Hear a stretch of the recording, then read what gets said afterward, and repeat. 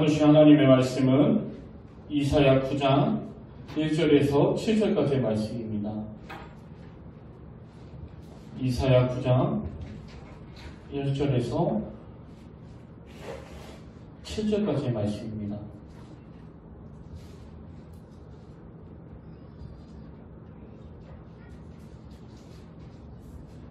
구약 977페이지에 있습니다.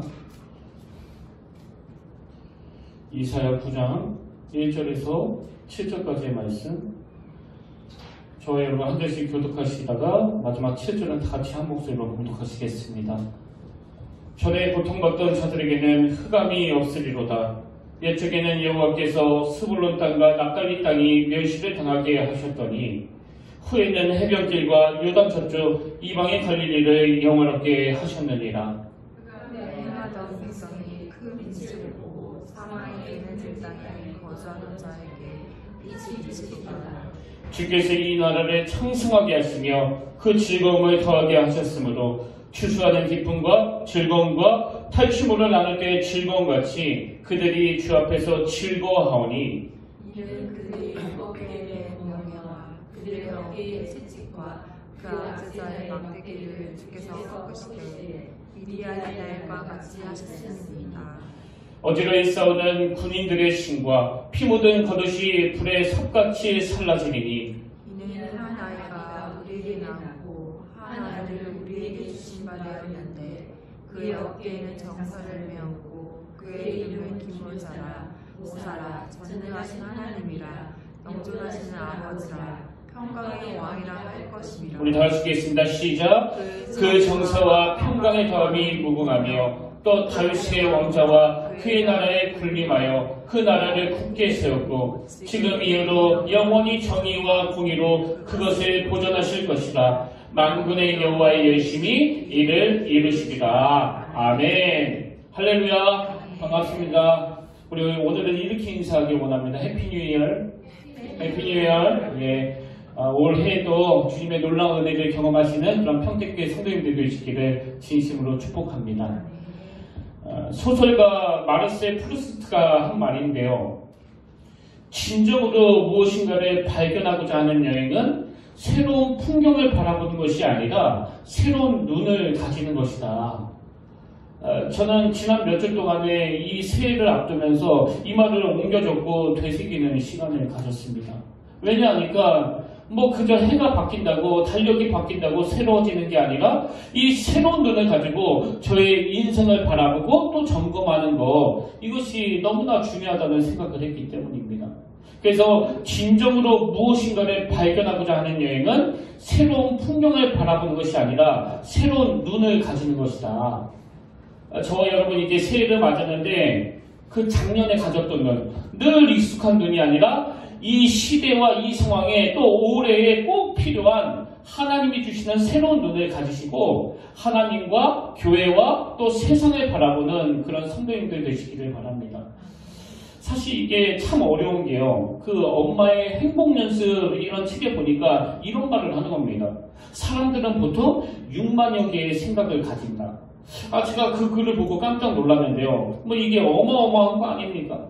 사람들이 보통 하루에 가지는 6만여 개의 생각. 이것도 엄청난 분량인데, 그 다음 내용이 저를 더 놀라게 했습니다. 그 많은 생각 중에서 단 2%만이 새로운 생각이고, 나머지 98%는 어제 했던 생각과 똑같은 생각이라는 거예요. 뭐 먹지? 뭐 입지? 누구를 만나지? 우리의 삶이 참 변화가 없고 매일의 삶이 이렇게 권태로울 수밖에 없는 게 이것 때문에 그렇구나.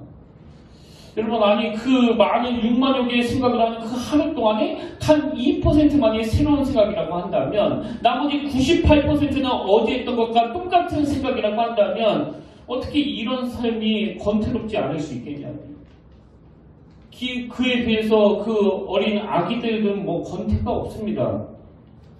이제 말을 익혀가지고 새로운 것을 보고 새로운 생각을 하기 때문에 매일매일이 이 아이들에게는 기쁨과 충만함과 또 열정 그 자체 아니겠습니까? 그러고 보면 우리가 그 아이들한테 참 배울 게 많은 것 같아요. 그래서 저는 이런 생각을 하면서 새해를 맞아 하나님께 두 가지 기도 제목을 드리고 있는데요. 그 첫 번째 기도 제목이 뭐냐면은 하나님 새해에는 저의 이런 구태의연한 생각을 좀 버리게 해주시기를 원합니다. 맨날 뻔한 생각, 맨날 뻔한 그 삶의 패턴이 아니라 하나님 앞에서 이런 구태의연한 생각 대신에 이 생각의 변화, 또 이 생각의 발전, 이런 것들이 이루어지는 그런 한 해가 되기를 원합니다. 이게 저의 그 첫 번째 기도 제목이고요. 그러다만 또 한 가지 기도 제목이 뭐냐? 하나님 새해에는 이 본질을 향한 새로운 도전, 이 본질을 향한 새로운 목표의식을 허락해 주시기를 원합니다. 여러분, 우리가요, 이 삶의 뚜렷한 목표의식을 갖는다는 거, 이게 얼마나 중요한지 모릅니다. 몇 주 전에 제가 그 마태복음 2장에 나오는 동방에서 온 박사들 이야기를 전하지 않았습니까? 여러분도 아시지만 그들은 막바지에 실수해가지고 아니 예수님은 베들레헴에서 나셨는데 그 엉뚱한 예루살렘에서 예수님을 찾는 그런 치명적인 실수를 범했다고 말씀을 드렸는데요. 근데 제가 주목하는 게 뭐냐면은 그 동방에서 온 박사들은 그런 엉뚱한 곳에 헤매는 위기 속에서도 결국은 어떻게 합니까? 결국은 예수님을 찾아 경배하는 거예요. 마태복음 2장 11절 집에 들어가 아기와 그의 어머니 마리아가 함께 있는 것을 보고 엎드려 아기께 경배하고. 여러분, 비록 그들은 과정에서 좀 혼란이 있었고 과정에서 엉뚱한 곳에 헤매는 이런 운은 범했지만 그러나 그 상황에서도 결국은 분명한 목표를 가지고 있었기 때문에 예수님께 경배하고자 하는 그 본질적인 목표가 이루어진 거 아닙니까? 제가 이것들을 묵상하다 보니까요, 우리 인생도 마찬가지예요. 비록 과정에 실수가 좀 있다고 하더라도 그럼에도 불구하고 흔들리지 않는 목표를 가지는 것. 그래서 동방박사들은 처음에 어떤 목표를 가지고 있었습니까? 마태복음 2장 2절 유대인의 왕으로 나신 이가 어디 계시냐? 우리가 동방에서 그의 별을 보고 그에게 경배하러 왔노라. 비록 지금은 엉뚱한 곳을 헤매고 있는 그 상황이라 할지라도 그들은 처음 가졌던 이 목표를 놓치지 않았다는 거예요. 그래서 결국은 그들이 목표한 대로 아기 예수님을 만나 경배하는 결과를 가져왔다. 그렇기 때문에 제가 이렇게 기도하는 겁니다. 하나님, 저에게도 이 본질을 향한 뚜렷한 목표를 허락해 주시기를 원합니다. 해가 아무리 바뀌었어도 절대로 바뀌지 않는 그 목표, 또 그 목표를 향해 달려가는 그런 한 해가 되기를 원합니다. 제가 이렇게 두 가지 기도 제목을 가지고 기도하다 보니까요, 딱 답이 하나 나오더라고요. 바로 이 두 가지 기도 제목이 이루어지기 위해서는 예수 그리스도를 내 인생에 개입시켜야 되겠다. 그분을 내가 의지하는 주인으로 삼아야 되겠다. 그래서 딱 떠오른 말씀이 빌립보서 3장 14절 말씀입니다. 표대를 향하여 그리스도 예수 안에서, 이게 중요한 거 아닙니까? 표대를 향하여 그리스도 예수 안에서 하나님이 위에서 부르신 부름의 상을 위하여 달려가노라. 여러분, 오늘은 새해를 맞이하는 그 첫 주일인데요. 이 시간 저와 여러분에게 이 뚜렷한 목표가 있기를 바랍니다. 그리고 이 목표를 이루는 과정에서 그리스도 예수 안에서라고 하는 그분을 의지하고 그분을 주시는 힘을 가지고 이 목표를 향해 달려나가는 그런 한 해가 되시기를 바랍니다. 제가 이 새해를 맞으면서 이런 생각들을 쭉 정리하다 보니까 저의 모든 생각들을 추격해 놓은 말씀 딱 한 구절이 떠올랐는데요. 그게 바로 오늘 본문 이사야 9장 6절 말씀입니다. 이는 한 아기가 우리에게서 낳고 한 아들을 우리에게 주신 바 되었는데 그의 어깨에는 정사를 메었고 그의 이름은 기묘자라, 모사라, 전능하신 하나님이라, 영존하신 아버지라, 평강의 왕이라 할 것임이라. 제가 이 이사야 9장 6절 말씀을 지난 연말부터 많이 묵상하면서 보니까요, 이 말씀 안에 오늘 저와 여러분의 삶이 정말 권태롭지 않는, 작년과 똑같은 인생을 걸어가지 않게 만드는, 그래서 늘 의욕이 있고 활력이 넘치고 비록 순간순간 실수하고 넘어지고 그 엉뚱한 곳에 헤맨다 할지라도 절대로 놓치지 않는 인생의 목표를 가지고 달려가게 만드는 힘, 이게 이사야 9장 6절 말씀 안에 다 녹아 있더라는 겁니다. 그래서 오늘 이 말씀을 좀 살펴보려고 하는데요. 오늘 본문은 이스라엘 백성들의 그 회복을 향한 하나님의 꿈의 선포로 시작되는 게 오늘 본문의 내용입니다. 자, 1절을 보십시오. 이사야 9장 1절. 전에 고통받던 자들에게는 흑암이 없으리로다. 이건 정말 하나님의 놀라운 꿈이에요. 왜? 범죄하고 타락한 그래서 흑암 속에서 헤매고 있는 그 인생들을 향한 하나님의 꿈이 이 말씀 안에 담겨져 있거든요. 근데 여러분 이 말씀 바로 앞에 나오는 8장 21절 22절을 한번 보십시오. 위를 쳐다보거나 땅을 굽어보아도 환난과 흑암과 고통의 흑암뿐이니 그들은 심한 흑암 가운데로 쫓겨 들어가리라. 여러분 왜 이런 끔찍한 말씀이 나오게 됐는가 하면은 오늘 본문의 배경을 다 아시지 않습니까? 지금 아람과 북이스라엘 연합군이 이 남유다를 침공한 상황인데요. 남유다 지도자들과 백성들은 이 하나님의 보호하심에 대한 약속을 불신하고 하나님을 의지하지 않습니다. 그리고 하나님을 의지하는 대신에 그저 눈에 보이는 강대국 그 아수르를 더욱 의지하는 그런 아주 미숙하고 악한 태도를 보이는 겁니다. 그 결과 백성들을 잘못 인도한 자들에 대한 비참한 멸망의 심판을 경고하는 말씀이 나오는데 이 무서운 경고의 말씀이 오늘 보면 8장 맨 끝에 나오고 그러나 말씀이 그렇게 끝나지 않고 바로 그 다음 9장 1절에서 제가 9장 1절 전체를 읽어드릴게요. 이 선포를 보십시오. 전에 고통받던 자들에게는 흑암이 없으리로다. 옛적에는 여호와께서 스불론 땅과 납달리 땅이 멸시를 당하게 하셨더니 후에는 해변길과 요단 저쪽 이방의 갈릴리를 영화롭게 하셨느니라. 여러분 이 1절 말씀을 좀 더 쉽게 풀어서 설명하자면 이런 선포예요. 하나님의 징계로 온 이스라엘 땅이 큰 고통에 빠질 것이다. 혼란에 빠질 것이다. 흑암에 빠지게 될 것이다. 이렇게 너희들의 범죄함으로 말미암아 이 엄청난 대가를 지불하게 될 것이지만 그러나 하나님의 은혜가 뭡니까? 그러나 하나님의 은혜로 이대로 끝나지 않는다. 회복은 반드시 일어난다. 이 고통의 날은 곧 끝나게 될 것이고 고통 가운데 있는 백성들이 위로함을 받게 될 것이다. 이 하나님의 꿈이 선포되는 게 이 1절 말씀이라는 겁니다. 그리고는 4절로 가서 이는 그들이 무겁게 낸 멍에와 그들의 어깨의 채찍과 그 압제자의 막대기를 주께서 꺾으시되 미디안의 날과 같이 하셨음이니이다. 하나님을 불신해서 위기에 빠진 그들에게 그러나 하나님의 은혜로 너희들이 결국은 승리의 기쁨을 맛보게 될 것이다. 그리고 그 승리의 기쁨을 누리는 표현이 바로 2절 3절 말씀이에요. 흑암에 행하던 백성이 큰 빛을 보고 사망의 그늘진 땅에 거주하던 자들에게 빛이 빛이로다. 주께서 이 나라를 창성하게 하시며 그 즐거움을 더하게 하셨으므로 추수하는 즐거움과 탈취물을 나눌 때의 즐거움같이 그들이 주 앞에서 즐거워하노니. 이렇게 오늘 본문에는 타락하고 하나님을 의지하지 않아 그 징계의 결과로 흑암에 빠질 수밖에 없는 그들을 그대로 방치하지 않으시고 빛으로 인도해 주시겠다. 이런 약속의 말씀을 주시는데 중요한 게 뭐냐? 이 놀라운 일들을 이루어 가시되 누구를 통해서 이루어진다는 거예요? 한 아기를 통해서. 그게 예수 그리스도예요. 그래서 여러분 사람들마다 다 기도 제목이 다르지 않습니까? 100명이 있으면 100가지 기도 제목이 나와요. 그리고 사람들마다 각각의 아픔과 그 고통의 내용이 다 다릅니다. 이 문제 저 문제 다 천차만별이에요. 그런가 하면 그런 고통의 문제를 해결하는 방식도 사람들마다 완전히 다 다릅니다. 이 모든 것들이 다른 우리들이 모여서 지금 예배를 드리고 있는데요. 그러나 이 모든 것들이 다른 저와 여러분이지만 공통점이 하나 있습니다.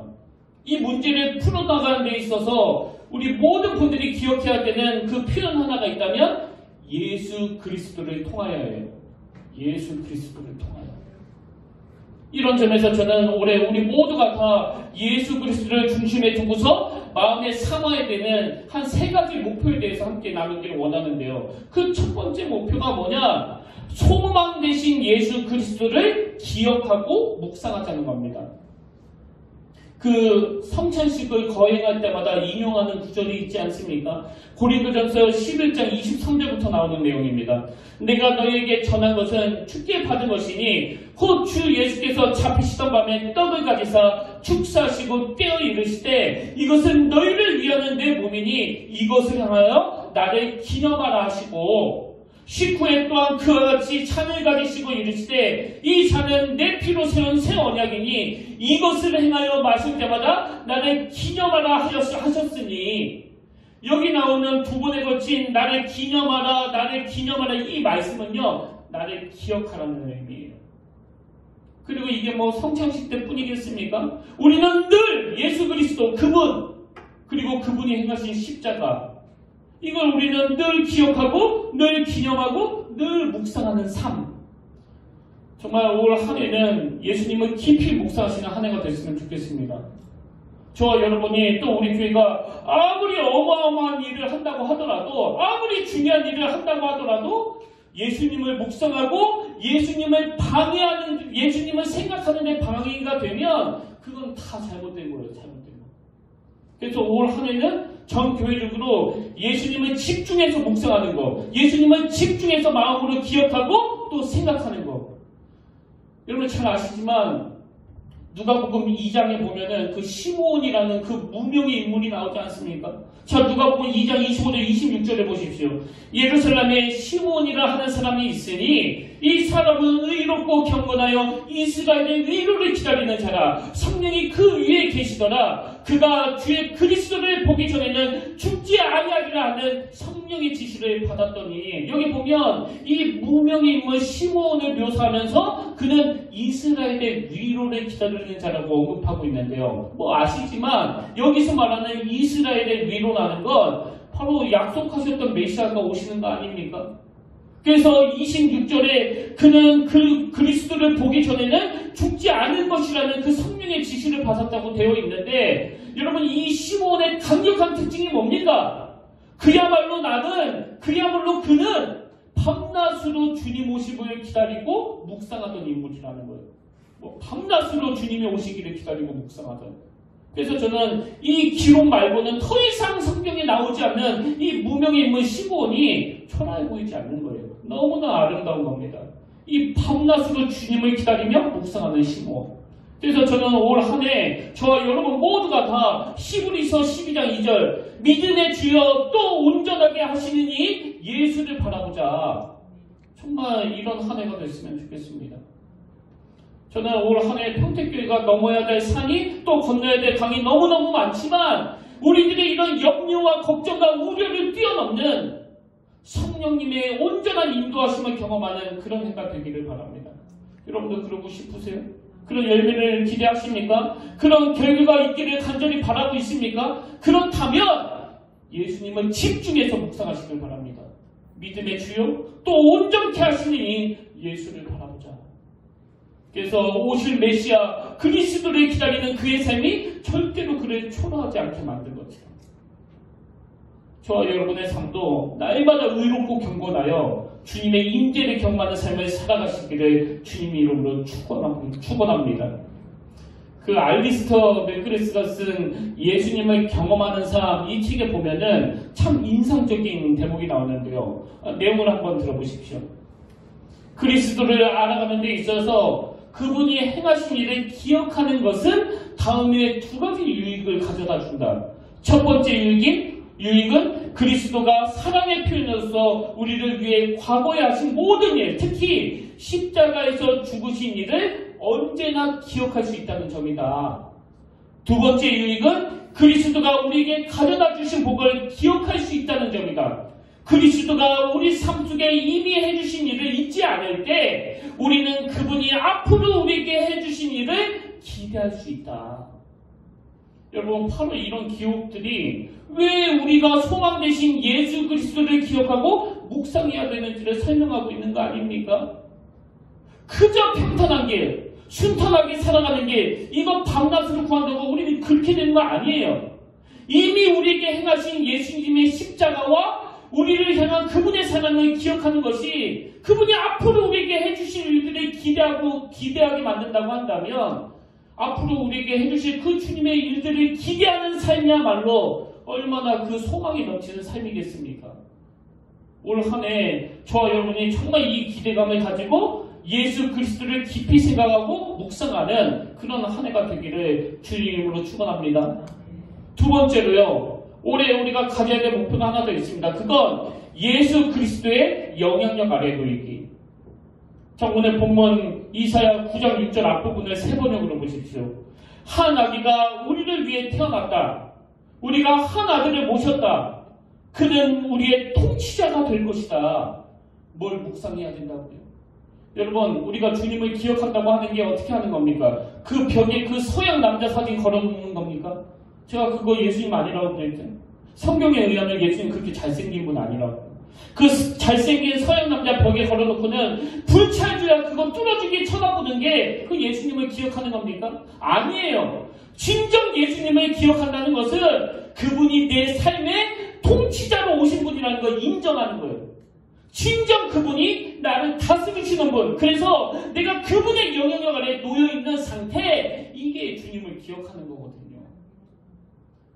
제가 전에도 말씀드렸지만 저는 틈틈이 그 백종원의 골목식당, 지금은 그 프로가 조용히 되는데요. 저는 아직도 그 유튜브에 들어가서 가끔씩 보거든요. 근데 그 프로를 보면서 제가 참 대단하다고 느끼는 게요. 원래 그 골목식당이라는 프로를 만든 목표가 그 죽어가는 골목 상권을 살리겠다 이거 아닙니까?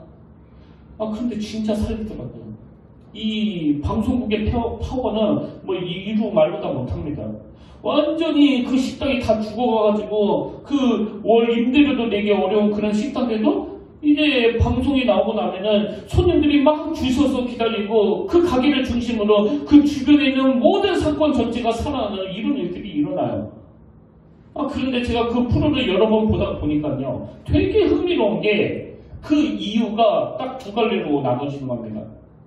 모든 가게의 공통점은 똑같이 초기에 주목을 받고 가게가 살아나는 공통점이라면 차이점은요. 그게 한 1년 이상 지나고 나면 어떤 가게는 다시 원래로 돌아가 버려요.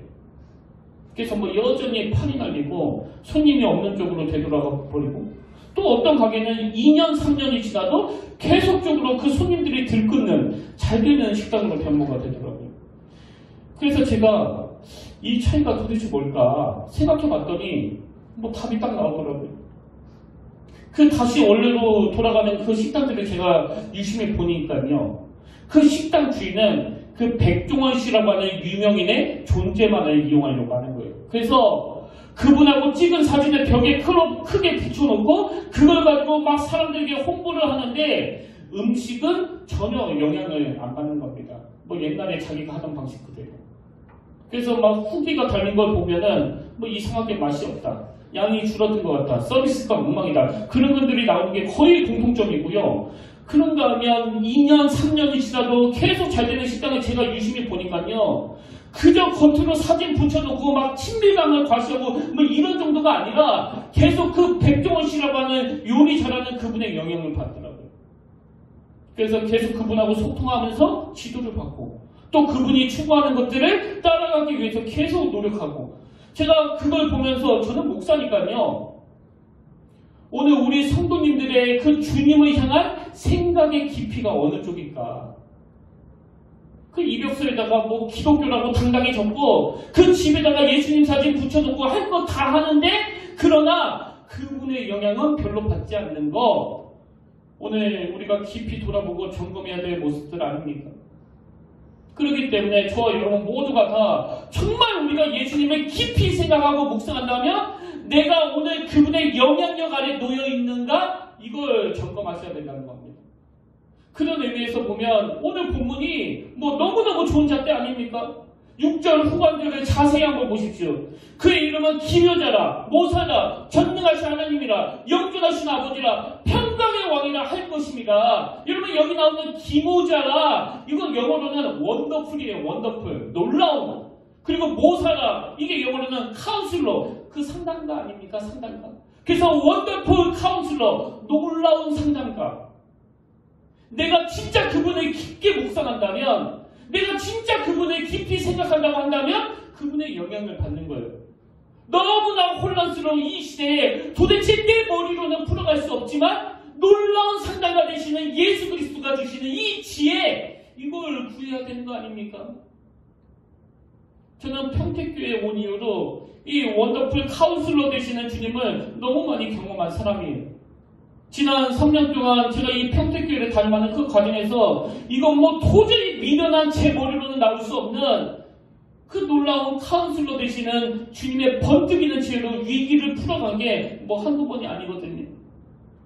그래서 평택교회와 김의수 목사의 그 목회는요, 그냥 김의수 목사의 목회가 아닙니다. 이건 전적인 통치자 되시는 예수 그리스도, 그분의 지혜로 이루어진 목회예요. 그런가 하면 그 다음에 나오는 이 놀라운 선포, 전능하신 하나님이라. 여러분, 우리가 지혜도 필요하지만 그분의 능력도 필요한 거 아닙니까?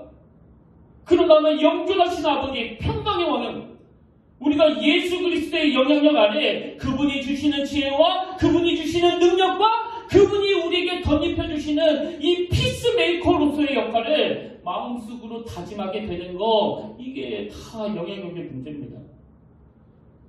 여러분, 그 골목식당이라는 프로에 출연한 그 식당 주인이 실질적으로 그 백종원 씨에게 영향을 받으려고 애쓰는 것처럼, 여러분, 기왕에 저와 여러분 모두가 고작 예수님 사진 벽에 걸어두는 이런 식당 주인 같은 신앙인이 아니라 영적으로 예수 그리스도의 영향력 아래 그분의 통치하심, 그분의 다스리심을 받아들이는 그런 한 해가 되시기를 바랍니다. 그런가 하면 세 번째로요, 올해 우리가 가져야 될 목표가 하나 더 있습니다. 그건 예수 그리스도를 닮아가기. 예수 그리스도 닮아가기.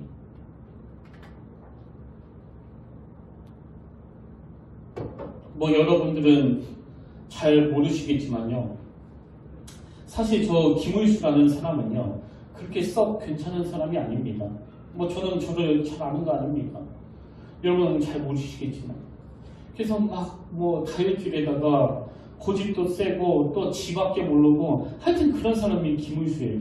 그랬던 제가 이제 은혜를 받아가지고 내가 목회자가 되어야 되겠다, 그렇게 결심하고 이 목회길로 접어들었는데, 뭐 내 성격으로는 절대 그 목회자가 될 수 없잖아요.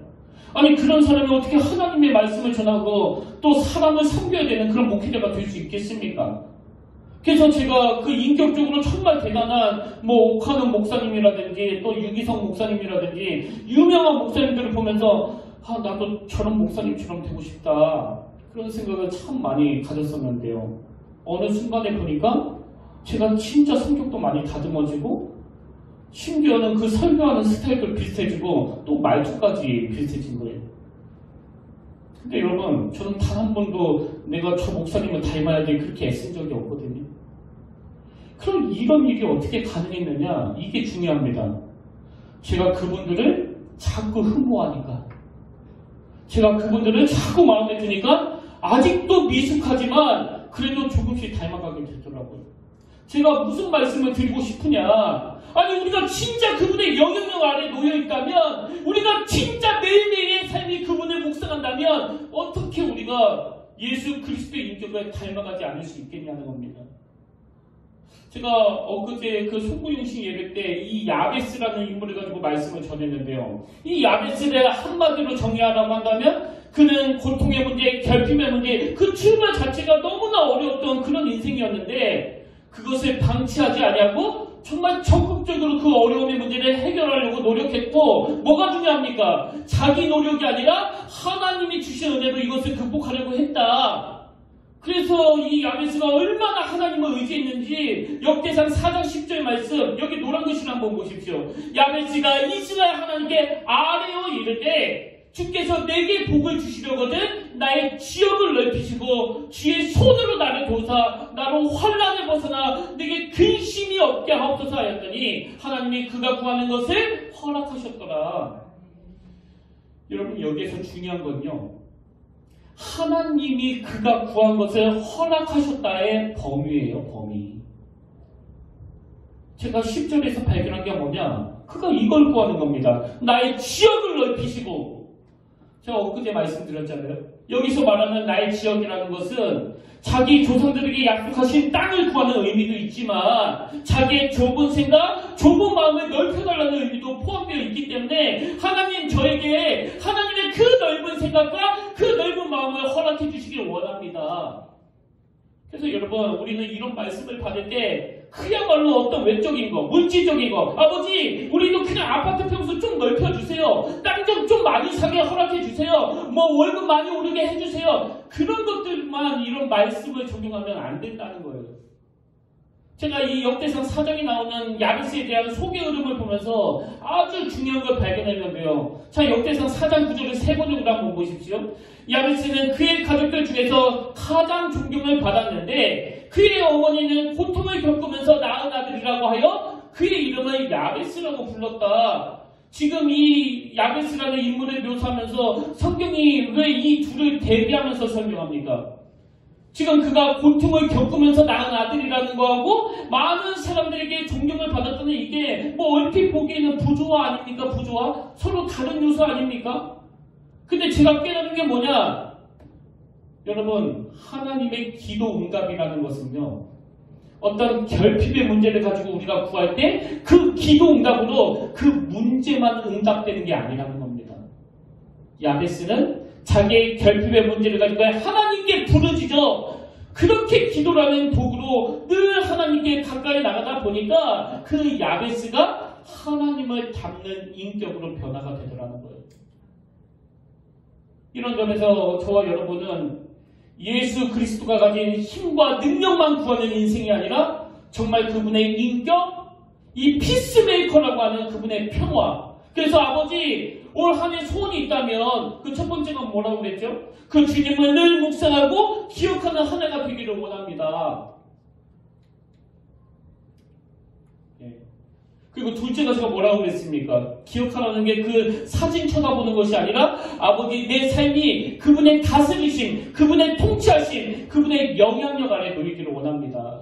세 번째가 뭐라고 그랬습니까? 그 결과 아버지 내 안이 영적으로 점점 더 깊어져 그 주님을 닮아가는 성숙과 성화가 이루어지기를 원합니다. 그래서 여러분 에베소서 3장 14절부터 19절은 정말 옮겨 적으면서 묵상하시면 좋겠습니다. 이러므로 내가 하늘과 땅에 있는 각 족속에게 이름을 주신 아버지 앞에 무릎을 꿇고 비노니 그의 영광의 풍성함을 따라 그의 성령으로 말미암아 어떻게 해요? 너희 속사람을 능력으로 강건하게 하시오며 믿음으로 말미암아 그리스도께서 너희 마음에 계시게 하시었고 너희가 사랑 가운데서 뿌리가 박히고 터가 굳어져서 능히 모든 성도와 함께 지식에 넘치는 그리스도의 사랑을 알고 그래서 여러분 결론적으로 이 19절 말씀 이걸 꼭 기억하셔야 됩니다. 그 너비와 길이와 높이와 깊이가 어떠함을 깨달아 하나님이 모든 충만하신 것으로 너에게 충만하게 하시기를 구하노라. 올 한 해 개인적으로 또 교회적으로 이 주님을 닮는 영적인 깊이와 성숙함이 이루어지게 되기를 바랍니다. 사실 저는 최근에 제 아내와 뭐 이런저런 이야기를 나누다가요. 내가 평택교회 담임 목사로서 정말 오래 가지고 있는 한 가지 꿈이 있다. 그러면서 제가 아내에게 이런 말을 했습니다. 나는 우리 교회에서 내가 지켜야 될 그 무형의 자산이 있다고 생각합니다. 그리고 그 올 한 해 이 무형의 자산을 잘 지켜내는 한 해가 되도록 당신이 좀 같이 기도해 줬으면 좋겠다. 여러분 우리 교회가 지켜야 될 그 무형 자산이 뭡니까? 그건요 우리 평택교회 성도님들에게 나는 평택교회 다녀요. 나는 평택교회 성도예요. 이런 극지를 갖게 하는 거예요. 여러분도 아시지만 대부분의 사람들은요 그 유형의 자산을 지키는 데는 뭐 엄청난 에너지를 사용합니다. 뭐 내가 몇 층짜리 건물을 가지고 있다. 내가 몇 평짜리 아파트를 가지고 있다. 내가 땅을 조금 더 가지고 있다. 그래서 그거 지키려고 뭐 얼마나 애를 씁니까? 그렇게 이 눈에 보이는 자산은 굉장히 소중하게 다루는데요. 이 무형자산을 지키는 데는 뭐 큰 관심을 두지 않습니다. 그래서 제가 올해 평택교회 담임 목사로서 정말 해야 되는 건 여러분이 우리 평택교회에 대해서 이 긍지를 가질 수 있도록 도와주는 거예요. 그런 의미에서 저는 우리 성도님들에게 뭐 나는 평택교회 다녀요. 누가 묻지도 않았는데 회사 가가지고 나는 평택교회 성도예요. 이걸 빼앗는 건 정말 잔인한 짓이라고 저는 생각합니다. 그래서 제가 제 아내에게 이런 마음의 소원을 나누다가 보니까 그 저녁에 제 마음이 너무너무 벅차오르더라고요. 여러분 우리 내면에 이런 마음의 소원이 있다면 그래서 담임 목사부터 시작해서 모든 성도님들이 이 평택교회에 대한 이 보이지 않는 무형자산 이걸 지켜내기 위해서 나는 평택교회 다니는 게 나에게 긍지예요. 우리 교회 다니는 게 나는 자랑스러워요. 이 긍지를 빼앗기지 않기 위해서 우리는 뭐 어떻게 해야 되는 겁니까? 예수 그리스도가 다스리시는 교회. 예수 그리스도가 주인이신 교회. 담임 목사가 그 주인 되신 예수님의 뜻을 잘 받들여 섬기려고 애쓰는 교회. 이게 올해 우리 평택교회의 표예요, 표. 저와 여러분 모두가 다 이 소중한 무형자산을 잘 지켜나가시기를 바랍니다. 그러기 위해서는 우리가 예수님을 늘 묵상하는, 우리가 예수님을 늘 닮아가려고 노력하는 그런 한 해가 되어야 한다는 겁니다. 결론은 이렇게 맺기를 원합니다. 삶의 어떤 순간에도 하나님 이 책에 보면은요, 그 다니엘과 세 친구가 그 풀무불에 던져지는 그 다니엘서 3장 내용을 가지고 아주 그 흥미로운 글 하나를 소개하는데요. 처음에는 이게 막 너무나 단순하다는 생각이 들었는데 제가 계속 묵상하면 묵상할수록 이 내용이 너무나 깊은 거예요. 자, 한번 들어보십시오. 몇 명이 불 속에 들어갔는가? 3명. 불 속에 몇 명이 보였는가? 4명. 그 네 번째 사람은 누구였는가? 예수님. 몇 명이 불 속에서 나왔는가? 3명. 그렇다면 예수님은 어디에 계시는가? 지금도 여전히 불 속에 계신다. 그리스도께서 친히 불 속에 계시기 때문에 우리는 불타지 않을 것이다. 우리가 어떤 불을 통과하든 주님이 동행하실 것이다. 이 말씀을 계속 묵상하는데 자, 한 번만 더 들어보시겠습니까? 몇 명이 불 속에 들어갔는가? 3명. 불 속에 몇 명이 보였는가? 4명. 그 네 번째 사람은 누구였는가? 예수님. 몇 명이 불 속에서 나왔는가? 3명. 그렇다면 예수님은 어디에 계시는가? 지금도 여전히 불 속에 계신다. 그리스도께서 친히 불 속에 계시기 때문에 우리는 불타지 않을 것이다. 우리가 어떤 불에 통과하든 주님이 동행하실 것이다.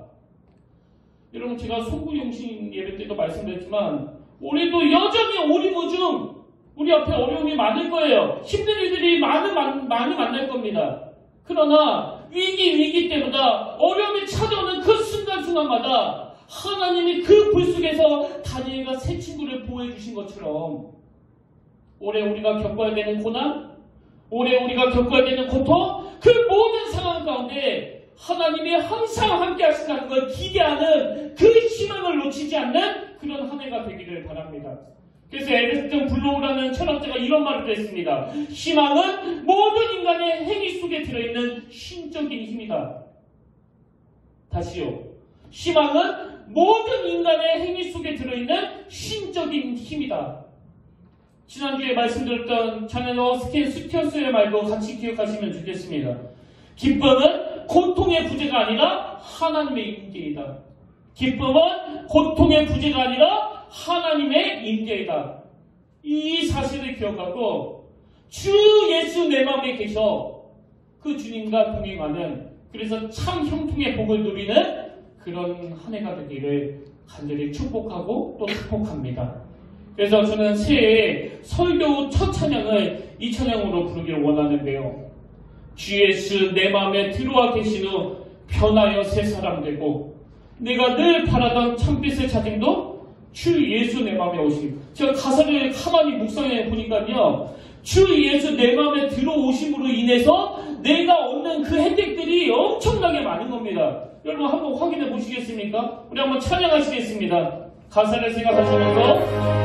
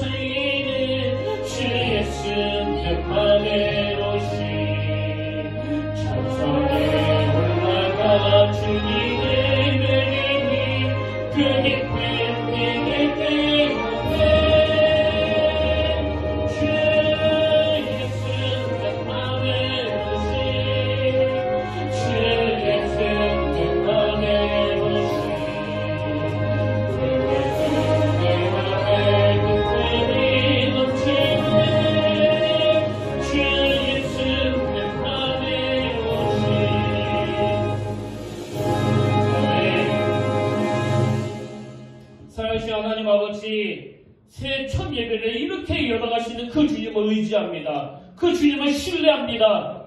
아버지, 올 한 해가 그분의 다스리심, 그분의 통치 아래 놓이는, 그래서 진실로 주님을 닮아가는, 거룩함을 회복하는, 그분의 능력을 덧입어 성화되어가는 그런 복된 한 해가 되기를 원합니다.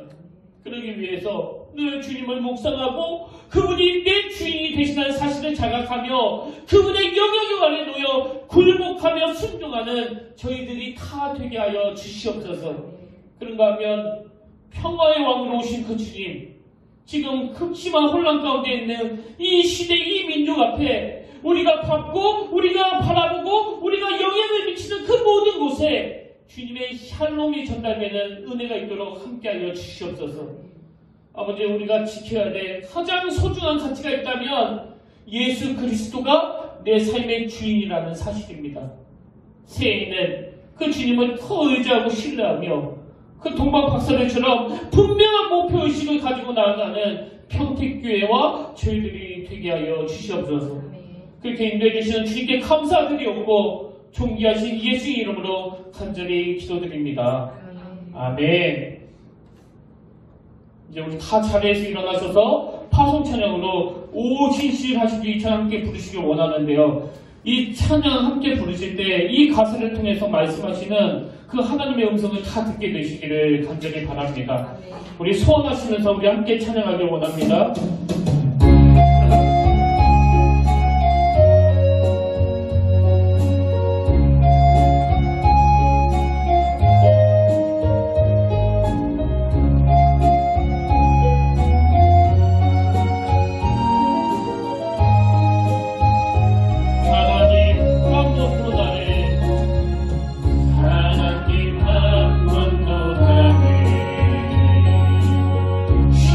He's in your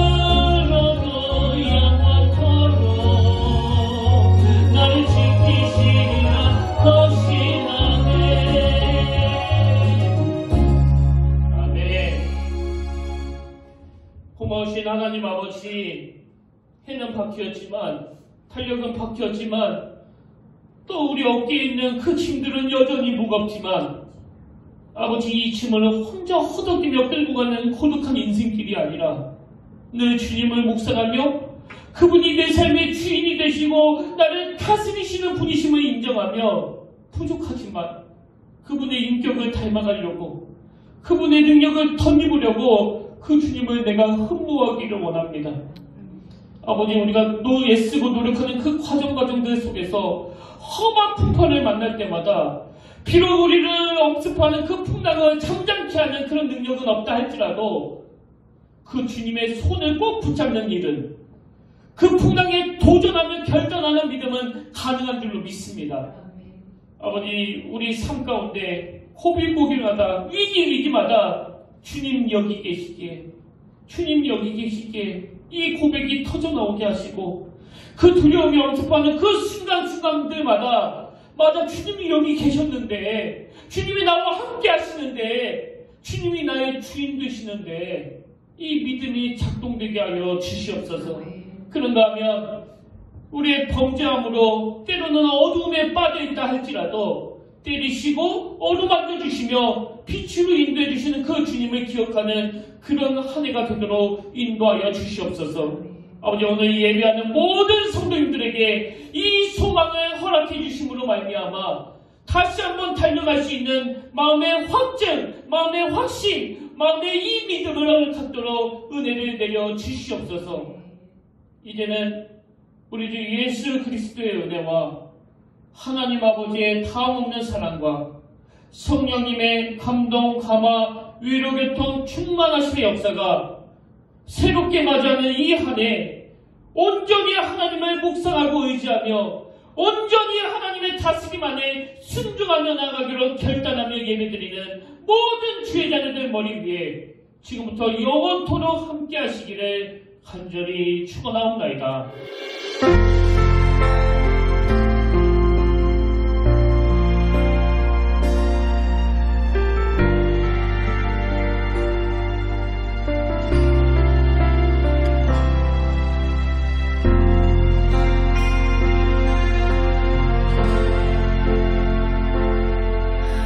서 있는 이곳에서 높임을 받으소서. 내가 밟는 땅 주님의 땅이니 하늘